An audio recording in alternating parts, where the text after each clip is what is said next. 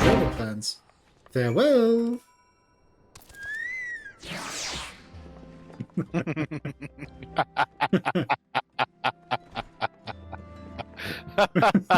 Random person's like, the hell are they doing? What the hell? Fuck. I have new outfits. Oh my gosh, show me! Oh Show me, show me, show me! Check this out. Oh my god, look at me. I'm so excited. Look at me. I heard her make a sound. I lost my son to the calamity. The empathy, alright. The three just did it. seeds are all together. Some say you couldn't take a step without stumbling over a body.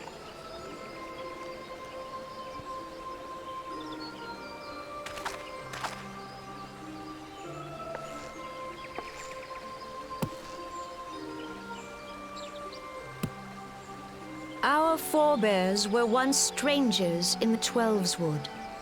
Fearful of the green wrath, they hid themselves in the dark recesses of the earth. Yet they dreamed of basking in the dappled sunlight of the forest. Through great effort, they proved their worth to the elementals and were granted a place beneath the boughs. So it was that Gridania was born some 5 centuries ago. Working hand in hand, the Muir and the Alisaie settlers sowed the seeds of our civilization, and soon they were joined by folk of all races. So nourished by the waters of unity and blessed by the light of the matron, Gridania flourished into the great nation it is today. Do you see the Gridanian standard? There, hanging behind the Elder Seed Seer. The entwined serpents represent the unity between Muir and Alisaie. An elegant symbol, do you not agree? In accordance with the will of the elementals, we have embraced a life of peace. Alas, our neighbors have not always sought the same for themselves, nor for us. Though we Gridanians have no love for war, we have still less for those who would threaten our way of life. Ever have we fought to protect the sanctity of the Twelves Wood. When the Garlean Empire brought its war of conquest to Eorzea, we rallied under the noble standard of the Twin Adder that we might push back the encroaching darkness. And it was we who prepared the ground for the reformation of the Eorzean Alliance, that all the peoples of this realm might stand united against the common threat.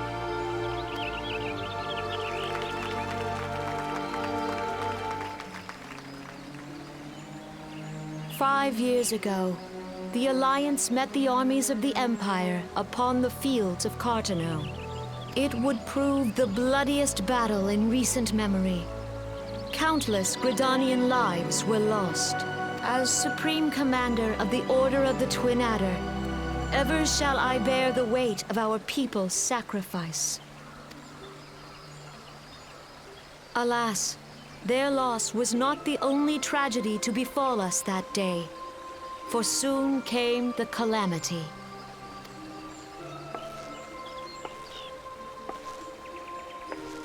The scars borne by our forest are a constant reminder of its violence. Our lives have been irrevocably changed, each waking hour a struggle to survive. Driven to desperation, some among us have strayed from the path of righteousness, resorting to banditry, poaching, and other unconscionable deeds.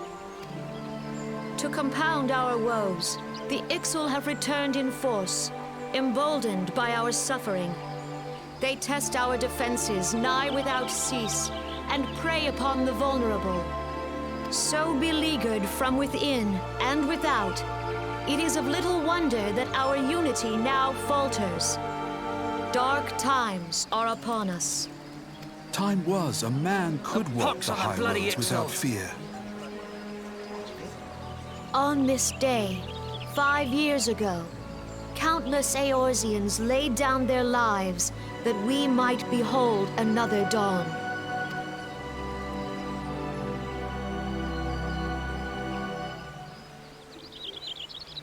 And how do you propose to honor the memory of those you cannot remember, pray tell?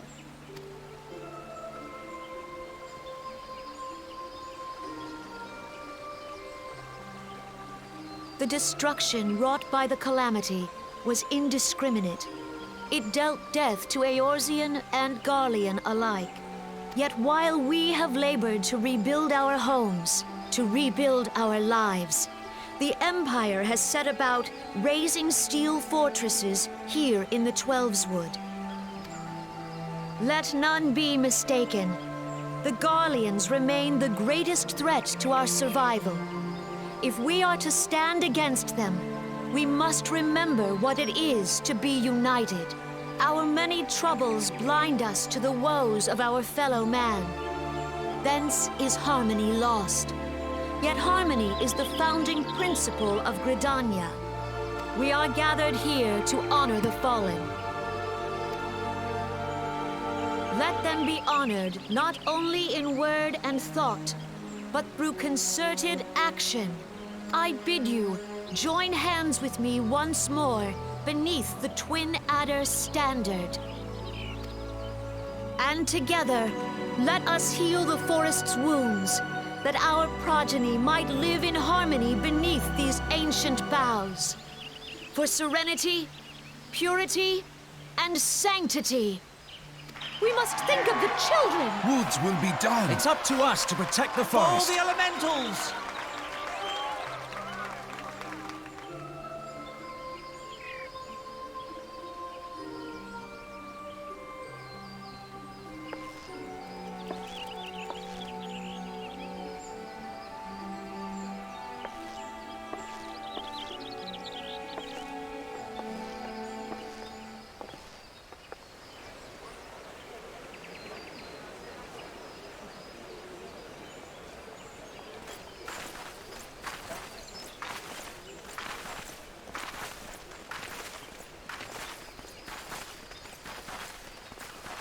If you'll permit me, Alfie no.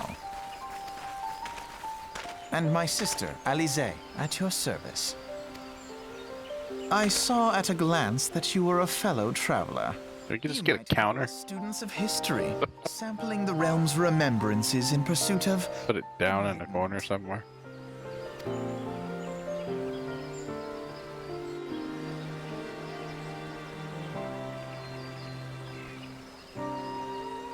Let me know when you're ready for us to voice act. Oh, I have to see how far I got through it. I got kicked. Oh, okay. Well, I'll just keep going then. The Gridanians are unfortunate enough to contend with two beast tribes. The Exile are unquestionably the more troublesome, being of a naturally warlike disposition, and wont to summon their bloodthirsty primal Garuda.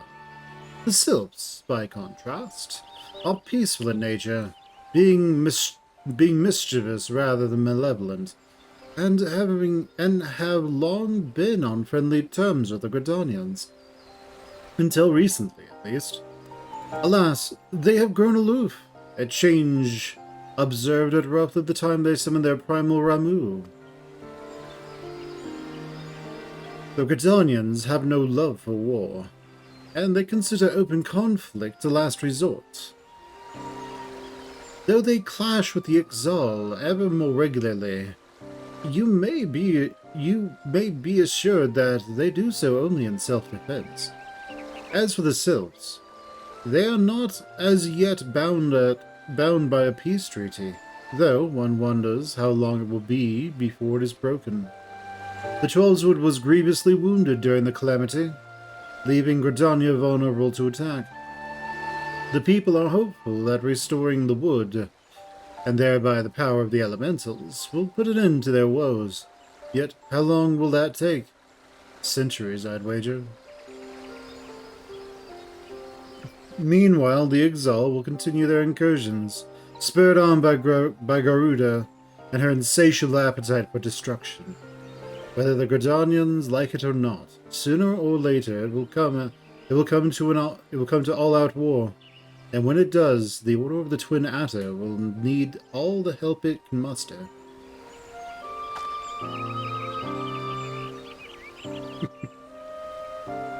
How valuable might the aid of a capable adventurer prove to them then?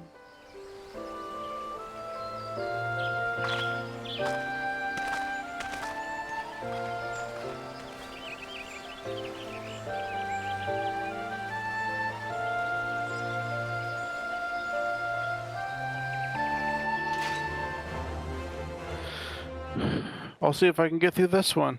Mm-hmm.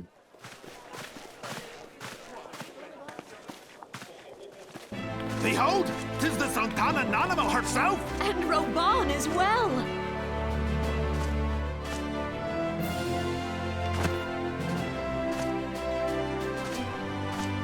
Hark you, souls of flame, drawn to the bosom of the desert, where the fire burns brightest and shall rage forevermore.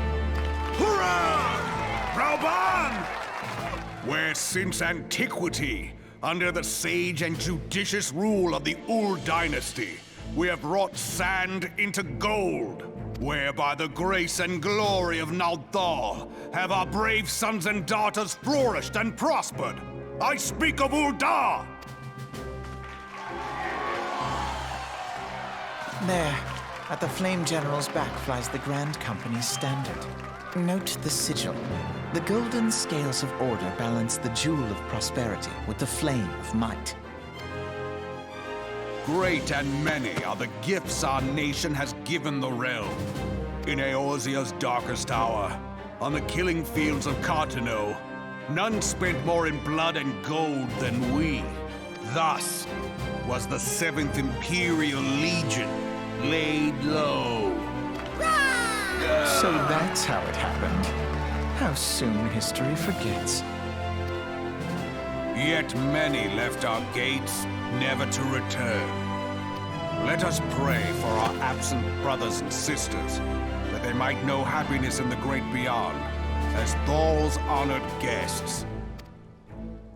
If the fates were fair, the price we paid that day would have bought us victory. Alas, they are not. And now, but 5 years into this 7th Umbral era, the spirit of sacrifice which granted us our strength is all but dead. Look around you. What do you see? A people divided, downtrodden, and enthralled. Where are the merciful alms of the rich? Where is the just steel of the righteous? I ask you, is this the great nation our brothers and sisters gave their lives to save? You who call this living, dishonor the name of the immortal flames. It is but a slow death. Our enemies surround us. The savage hordes of the Amalja wait beside our roads, strangling the lifelines of trade. Meanwhile, the Garleans make mock of our borders and despoil our land of its natural wealth. We stand on a precipice, yet we do not act. Whether trader or soldier, monetarist or royalist, all must recognize that a divided Ul'dah stands to fall. Victory and fortune walk hand in hand. Ye who seek glory and wealth, look not to what little you can snatch from your neighbor, but to the boundless wealth of the world beyond. Now is the time to unite. Now is the time to ride forth. In the name of the Sultana, I beseech you, line not your own coffers, but those of the immortal flames. Seek not to prosper from Ul'dah, but to restore her to prosperity. As the realm prospers, so shall Ul'dah. As Ul'dah prospers, so shall her people. Ya for Ul'dah! Together we are one.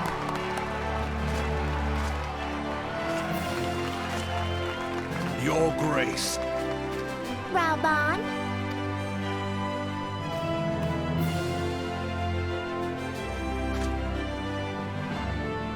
People of Ul'dah, I, Nanimo, 17th in the line of Ul, address you. Much has been made of the wealth of Ul'dah. Yet those who measured that wealth in coins and carats are gravely deceived. For the true wealth of Ul'dah lies in the health, happiness, and hopes of her people. Beloved subjects, I bid you raise aloft the torch of Ul'dah, that her flames might serve as a beacon for all Eorzea to see. Long live Nanamo! Glory to the Sultana! For victory and fortune, stride fearless into the inferno, for we are, by fire, reborn!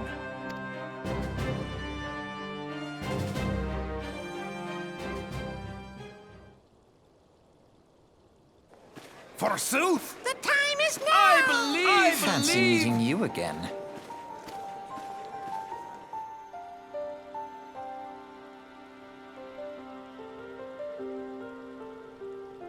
Alrighty, let me know when you're ready.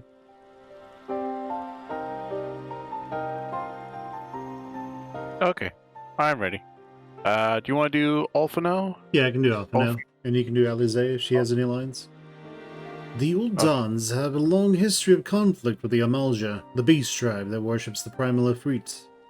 Judging by your look of distaste, I take it you have encountered them. The Uldans do not shy away from confrontation. If aught threatens their precious prosperity, they will seek to crush it. So have they dealt with Ifrit thus far, smoldering his flames each time he is stoked to life. Yet, he is but one of several problems. Though they have been quiet these past 5 years, the Garleans have not gone away. Meanwhile, refugees continue to arrive in droves, and Ul'dah has no clear policy on how to deal with them. After all, not even the Sultanate's coffers are bottomless, and even assuming they had the coin, resources will ever be finite. Which brings me back to the subject of Ifrit.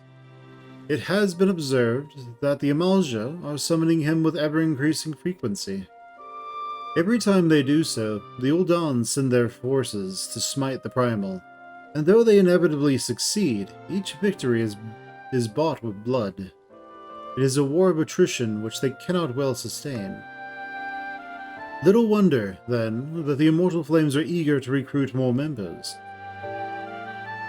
At such a desperate hour, an adventurer of your experience would be a most welcome addition to their ranks.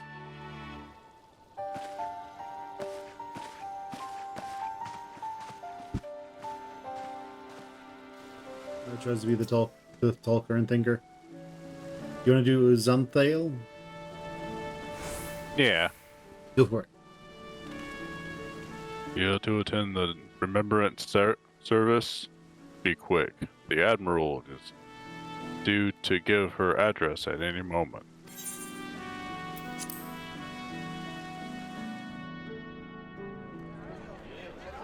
The Garleans are another matter altogether. So much for our alliance. It's sunk beyond the seabed.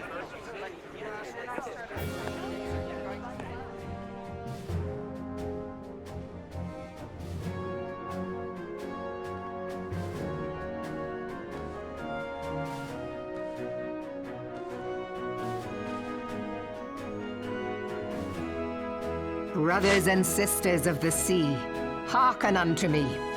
Look upon this, our mighty crimson standard, and tell me your hearts do not swell with pride.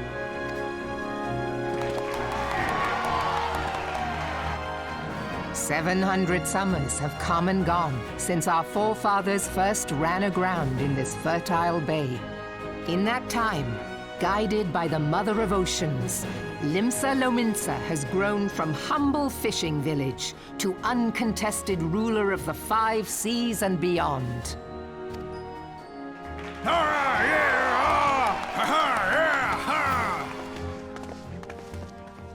Did you look as the Admiral bid you? It is a rather stirring standard, I must say. The crimson field is meant to signify the blood of fallen crewmates, while the black longship represents a pirate vessel. When the Garlean Empire marched upon Eorzea, we assembled beneath the Maelstrom standard, and our grand company was reborn. All answered the call, from the Knights of the Barracuda to Hilthier's bloody executioners. And together, we met our would-be conquerors upon the field of Cartano. That day, the world bore witness to the united strength of Limsa Lominsa. I swear to you, no army ever fought harder or with more courage, yet many of ours did not survive. Join me now in remembering those who fought in the name of freedom and fell. May their souls be returned to the sea.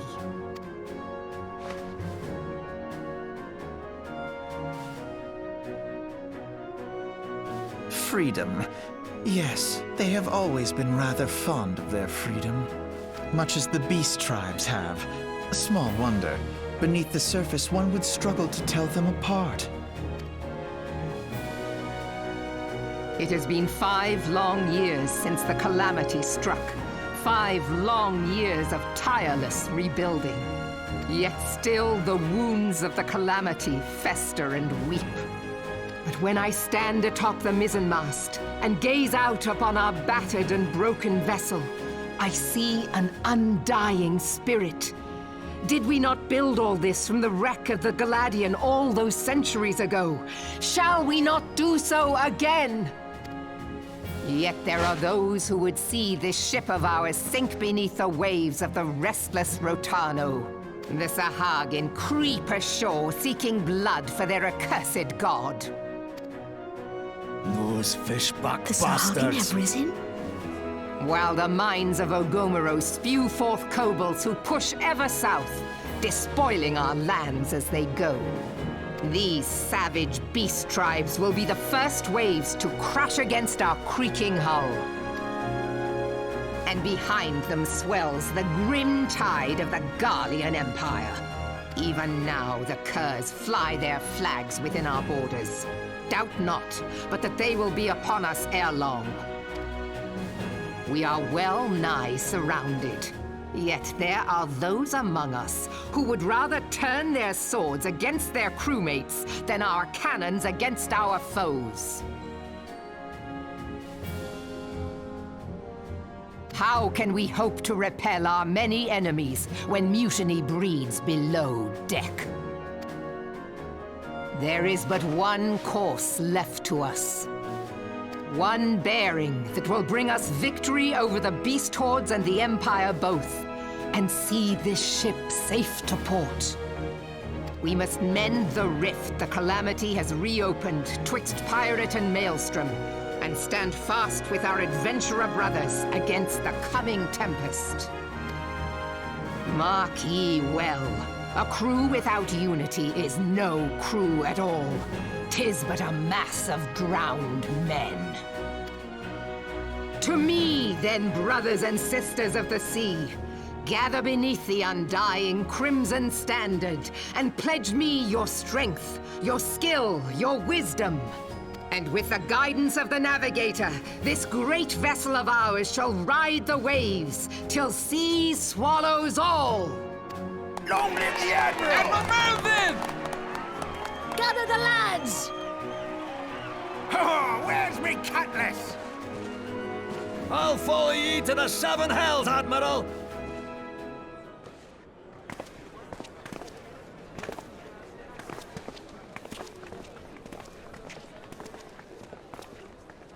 Fancy meeting you again. Okay, I'm ready when you are.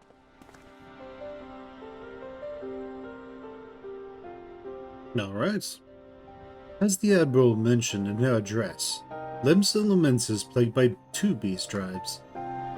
The first are the fish-like Sahagin, worshippers of the primal Leviathan. The second are the kobolds, who dwell beneath the earth and take the primal Titan for their god. As if the Beast Tribe's presence weren't troublesome enough, the Garleans have also chosen to erect a fortress right in the Lemnincians' backyard. And that is to say, not of the eternal strife. As a nation of pirates, there is no end to the blood feuds between the various factions. And while they fight amongst themselves, the Garleans whet their blades and watch. If the Lemnincians are to have any hope of withstanding the Empire, they must first resolve their own affairs. Differences must be set aside, and the primal threat dealt with once and for all. To this end, expect that they will soon take decisive action against the Beast Tribes. Mark my words, the Maelstrom Standard will be drenched in a deeper shade of crimson ere long. That a capable adventurer like you would be a valuable addition to their crew is beyond question. But will you sail with the Admiral?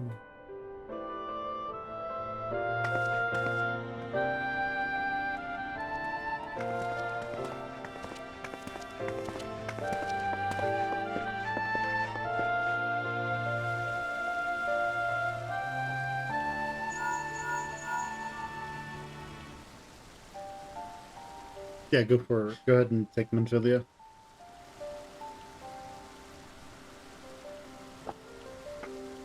Kara, this is Manfilia. You are well, I hope. Would I be correct in thinking that the final remembrance service has now concluded? A moment ago, you say? What a coincidence! Jesting aside, I trust you remember our guests from the Grand Companies. Well, delighted though we are to have them here at the Waking Sands, it would not do to keep them in suspense any longer than necessary. In short, hurry back!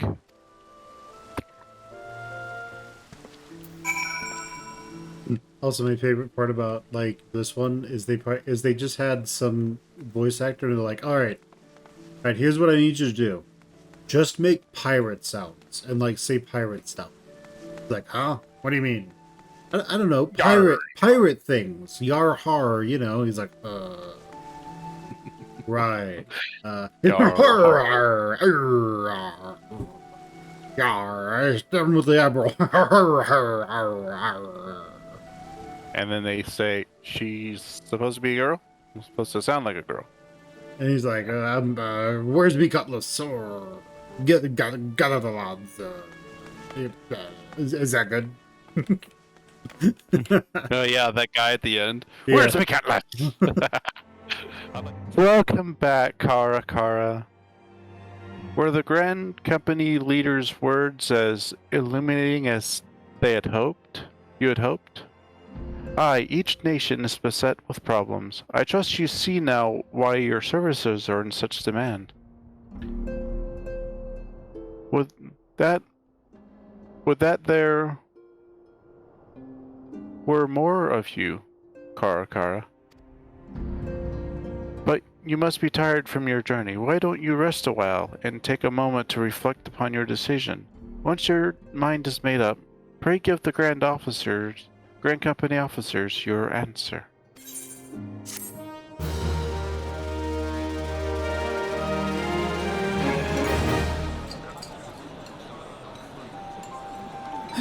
The gods only know what Grand Company our adventurer friend will keep. The wheels of change are in motion regardless. Brother, are you certain this course is best? Whatever do you mean, dear sister? The so-called remembrance ceremonies were little more than standard waving rallies, as though the Calamity and Seventh Umbral era warranted scarcely a mention. Well, of course they were standard waving rallies. Since you are so observant, mayhap you noticed what mention was made of the Warriors of Light? None. I suppose they must have forgotten the heroes who spared Eorzea a fate worse than the Calamity? No, dear Alisaie, they haven't forgotten these details. They have elected to omit them. Deep are the wounds the calamity inflicted upon Eorzea. So deep, in fact, that the realm still bleeds. Needless to say, the beast tribes and their primals do little to alleviate the pain. So, the task of salving Eorzea's wounds falls to the scions of the Seventh Dawn, with a little help from our friends, the Grand Companies. Remembrance will yield no remedy. If our world is to heal, we must put the horrors of the calamity behind us. Our grandfather would never entrust the fate of the realm to despots who rewrite history to their convenience.